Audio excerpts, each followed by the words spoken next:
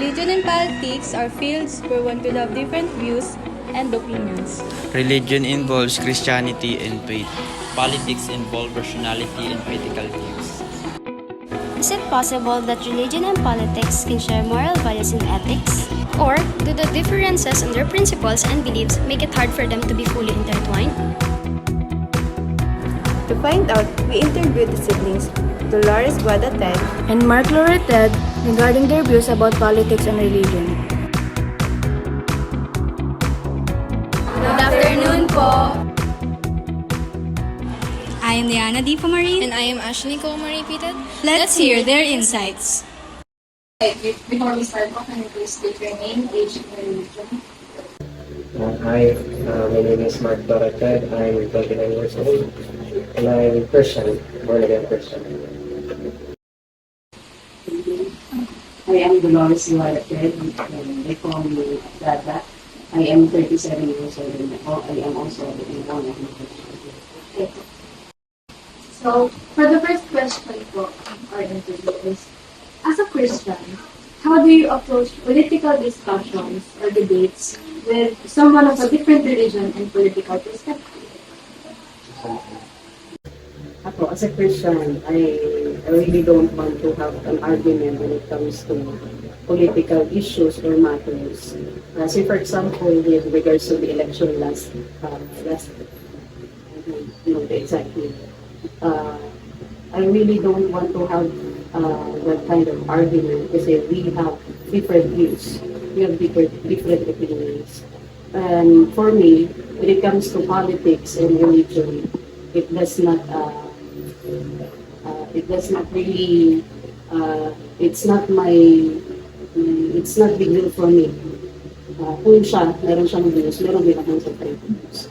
But then, as a Christian, I stand on my own views na the politician should be cleared from any mga pagdating na kasi sa religion, masyado ng broad ang topic na yun. So, mas iniiwasan ko na lang na kung meron siyang opinion, I have also a separate opinion. Pag sinabi ko na, then that's the end of the line. The statement. We respect each other's views na lang po instead of Yes. So, for our second question po, Ako din makapag- Okay. In terms of political debates, nag-root kaya yan sa our own perspective or views. Pero our opinions should be rooted in truth. Ang katotohanan, wala naman yung versions. Kaya if our opinions is based on the truth, then wala tayong debate. So, nagkakaroon naman lang kasi ng debate because nagkakaroon ng conflict with our interest. Pero kung yung opinion natin will be rooted on truth, so walang debate. There should be no debate.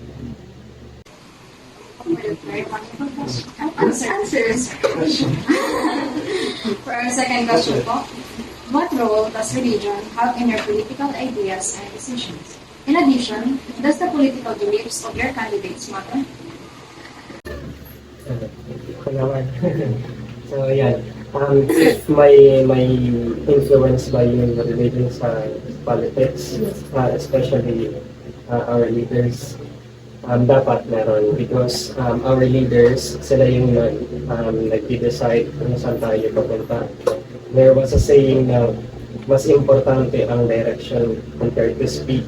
So our leaders decide kung saan tayo pupunta, ano ang direction na pupunta natin. So our leaders, the head of our government, should be godly. Kasi kung godly ang ating leaders, they will decide, they will have, ano bang tawag dyan? They will move as what God wants. So, kung sasaligan niya yung kung ano ang gusto ng Diyos, or what is godly, he will do, or she will do the right things. So, hindi, dapat hindi nagkakahiwalay ang politics sa ito. So I agree with his opinion. A leader who chooses to serve the people should have not just political views, and also parang politically motivated, but also God-fearing.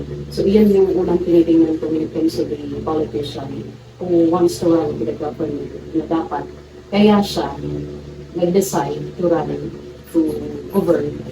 Kasi merong sa kanyang nagsasabi na there's something must be changed sa government natin. So yun din ang inaano ko na pag may mga politicians na kahit hindi born again Christian, basta may malinaw na mindset na yung mga, lalo na ngayon sa generation natin na marami yung isinusulong na against sa Christian belief. So yun, kapag meron akong naririnig sa kanilang mga isinusulong na parang mga pangako nila, pag may narinig ako na, eto, tututulan ko ang abortion, tututulan ko yung lahat ng mga hindi dapat na isinusulong dahil yun ay, karamihan ng mga tao, yun ang gusto nila. So pag nakita ko yung will ng isang politician na ganyan, so parang doon ako sa side. So malaki ang nagagawa ng religion or ng belief ng isang tao, lalo na kung Thank you for that po. Our third question po is, as a Christian, what should be our attitude and our involvement in the politics? As my personal opinion, kasi I don't want to be involved in the politics because yung perception ng politics is it's not good. Pero with that mindset, hindi ako nakikialam sa mga political agendas or political debates. Pero ang sabi nga nung katrabaho ko, which is if you will not do anything against yung something bad, you're siding to yung sa masama. So if you so if you don't do anything dun sa mga bagay na nakikita mo mali, parang kumakampi ka dun sa mali. So with that parang mind opening na kailangan as Christian, hindi lang mga Christian, as mamamayan, if we would like to point that, kailangan natin maging ma-involve, and then if we want to do something good, then kailangan natin involve. Kung we want to stop something bad, kailangan din natin involve. So yun, as Christians, so dapat lang natin dapat maging involved kung hindi man mag-lead, hindi makisama, or hindi makisama, kundi makiisa. The very simplest way to show our involvement or my involvement is the suffrage. So yung right to vote and pagpili kung sino talaga yung gusto mo at yung nararapat. So yun yung pinakasimple kong involvement. And also, when it comes to mga issues na yan. So kung may mga nag-raise na yung mga parang hindi anchor sa belief ng Christianity. So, ako, nagsasabi din ako ng aking opinion. So, mas mabuti na rin mag-voice out ako para naman aware ng mga tao. Even social media can be used to point out my opinion. But not to the point na mag-create ako ng parang issue or basta, ang gusto ko lang, may voice out ko kung ano yung side ko. At meron naman tayong pinagpupuhanan, which is, it should be different. So, dapat talaga yan na nagbabalance sa panginiwala ng beliefs mo sa politics. Okay, so, for our fourth question po, can politics play a positive role in religion? In what way? And politics play a positive role in religion?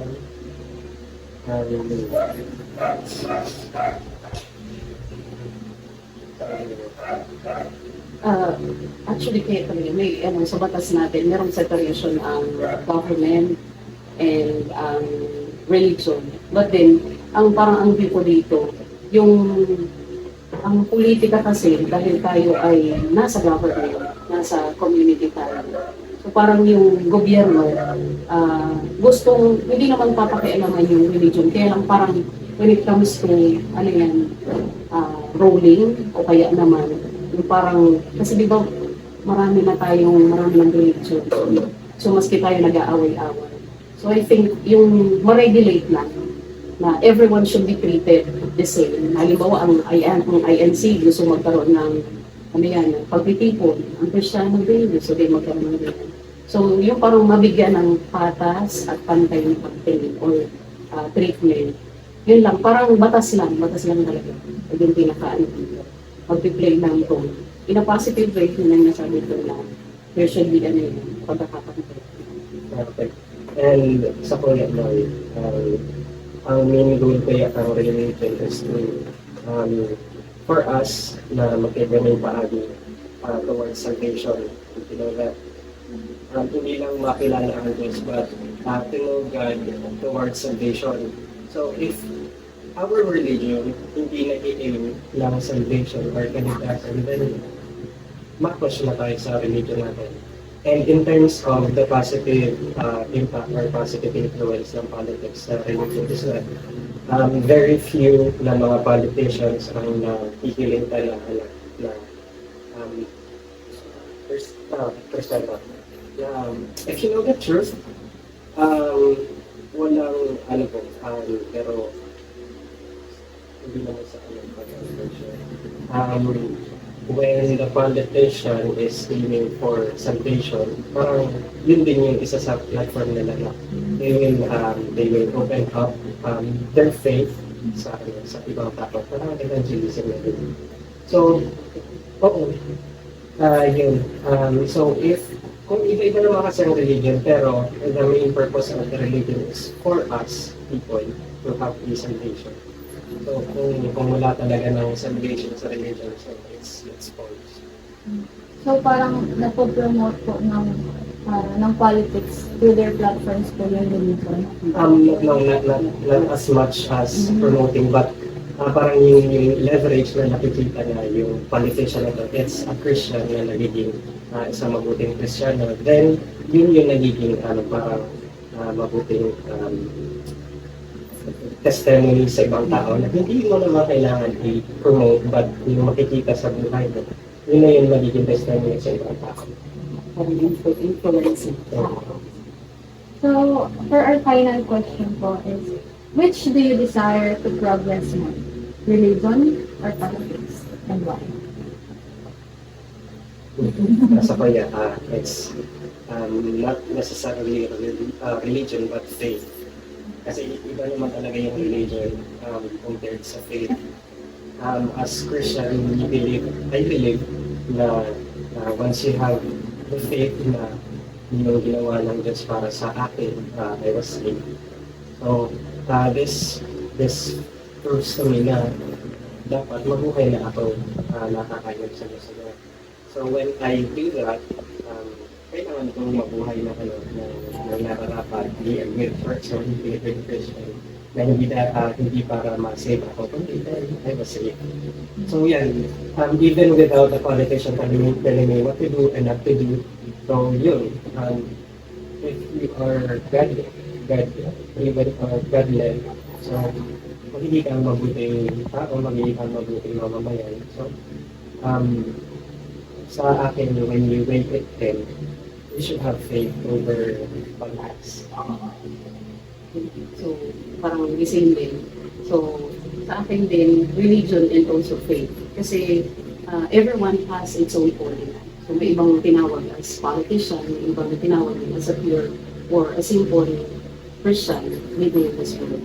So, hindi naman kailangan pumasok ka sa politika para makapag-serve. So, even your life as a living Christian can serve as your ultimate service to others.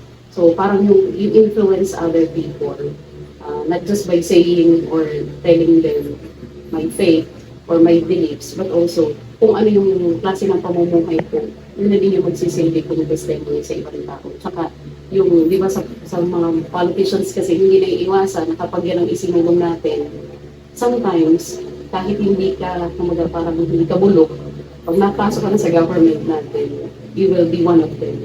So parang yun ang inaano ko na kailangan, or even pwede mo naman silang pumasok sa politika, pero mas dapat pagtuunan natin yung pansin, yung hindi pagiging religyoso, but more on God-fearing, and then yung pag-evaluate natin ng ating sarili to influence others. And also, kapag ang tao mayroong takot sa Diyos at nakakapagumuhay siya na ayon sa batas, you can also have that greater deeds or greater action para sa ibang tao. That's Scripture says.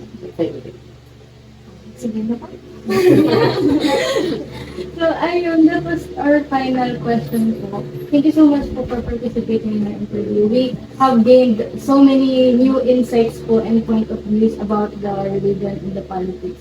So, yun po, thank you so much. You're welcome. And cut.